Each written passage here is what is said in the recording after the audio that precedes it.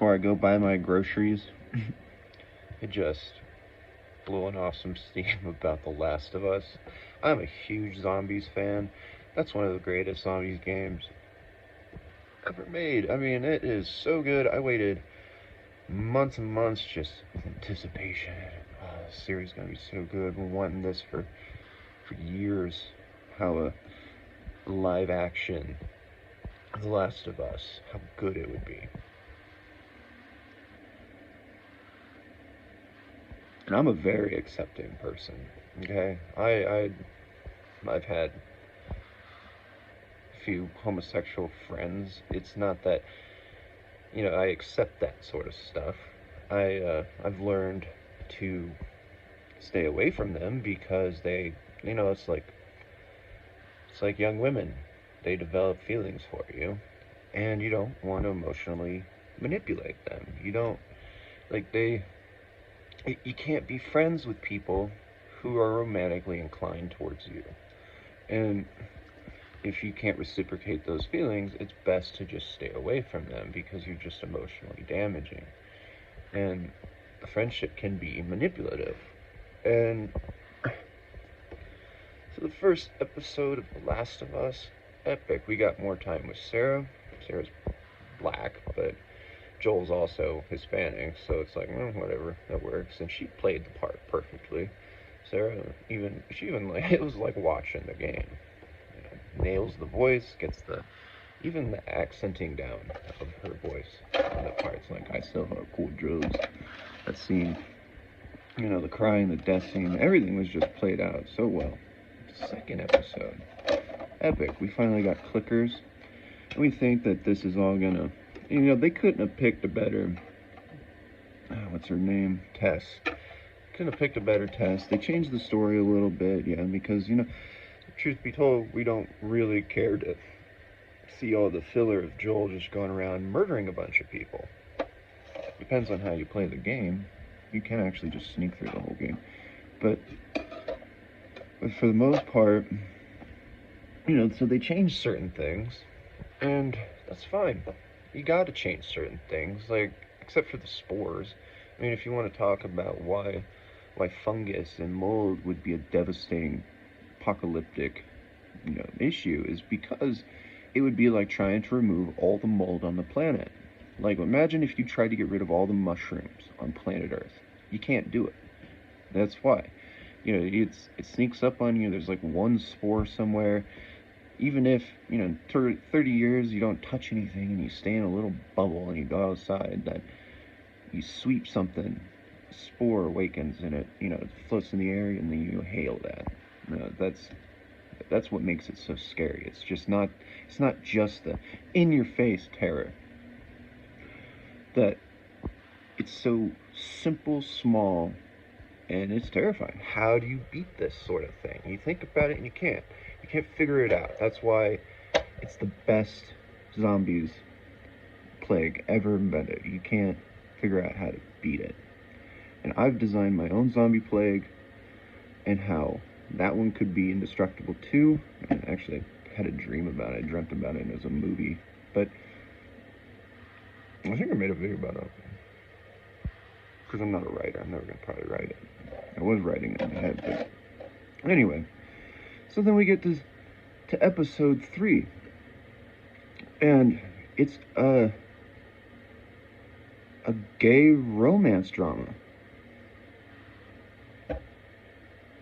If you showed this series to anybody who's ever, if you don't know what The Last of Us is, and you just show the first 2 episodes, and you ask every single fucking person, especially if they enjoy it, yeah, they're gonna say, I can't wait to see episode 3. In the game, the story arc is going into this town. This guy is indebted to the main character, and they have to find a way to make a car so that they can drive across the country. In the show, it is none of that. We should like the first episode where you get to spend more time with Sarah, who in the game is just, she's killed off almost immediately. That you get that the character development into why Joel loves his daughter so much, that in the third episode, I'm expecting, oh, cool, we can finally understand why Bill is so in debt to this character. Why is this guy, who is a very stern, crazy loner introvert, who doesn't want anybody around no matter who you are, and yet Joel can get him to risk his life to go around and make a car work. That's what we should have got. We should have got that. Why didn't we get that? Where's the... No, they did some sort of backstepping and like sort of went back in time, but 90% of the entire series or the episode is a fucking homosexual romance drama.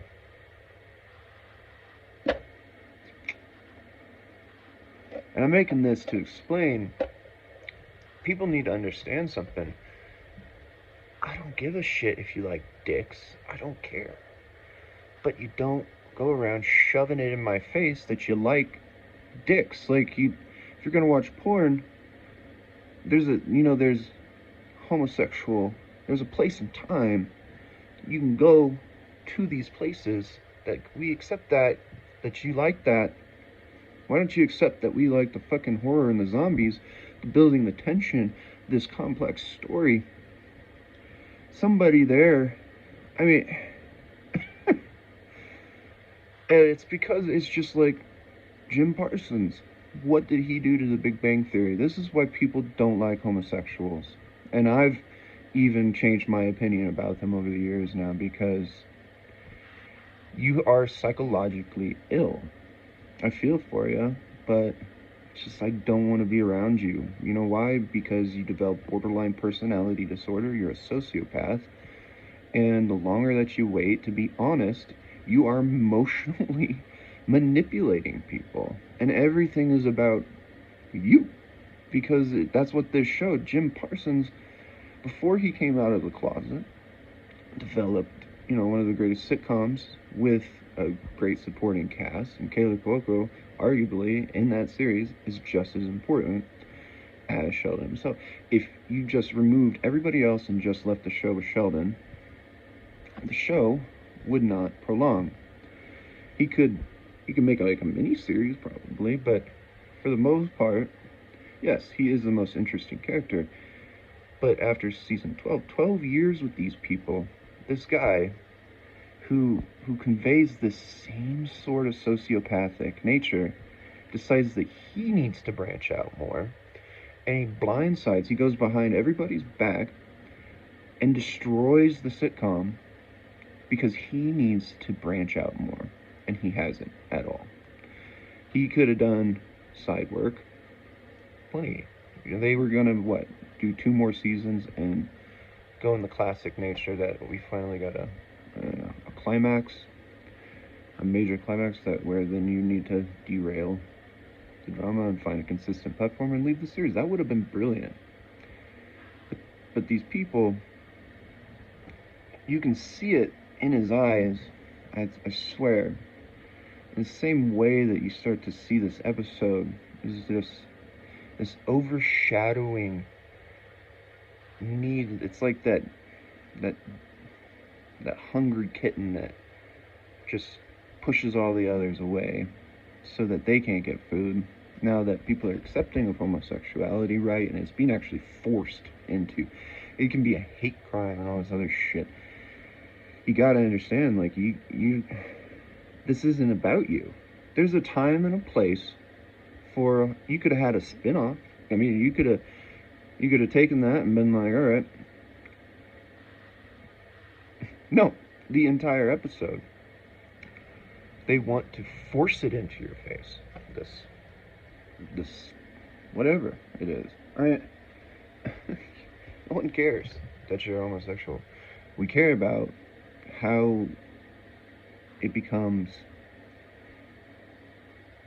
an issue to just general people, that you can't be just a normal person doing a normal job that is fitting the need, that now all of a sudden everybody has to know, so that you can just be labeled gay all the time. Like, you're taking that label which where it's supposed to be a negative influence, now you're flipping around and trying to just do the same thing, but calling it sort of positivity. And people accept you. But you don't fucking do that. Like, you just, if I want to watch a gay romance drama, I will go fucking watch one. I want to watch zombies. I want to watch In Depth. I mean, Ellie's gay. No one cares. It's not about Ellie being a homosexual. I'm sure. Well, they do have a sort of backstory. They created a DLC or something for the game that explains how Ellie gets bit. But it's never really. I don't know if they did in the second game. Never played that. Yeah. It doesn't look as good as the first, so.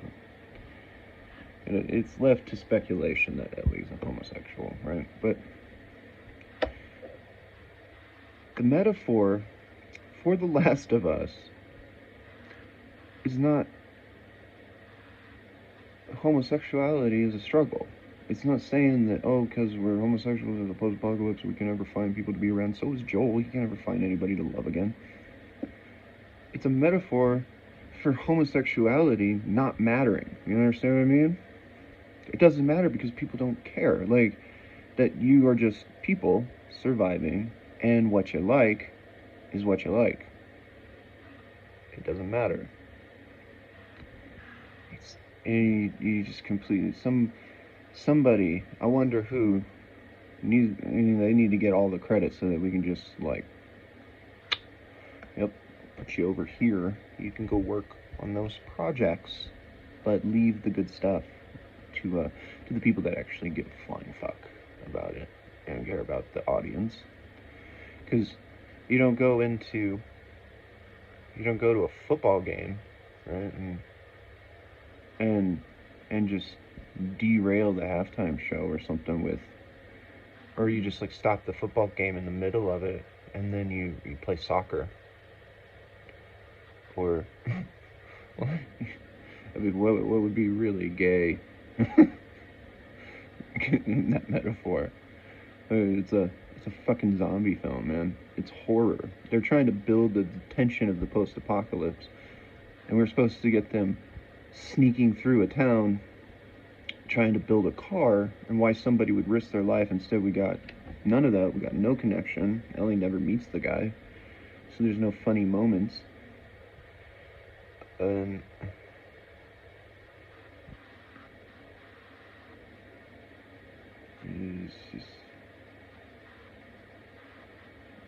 What about? Oh, that's perfect.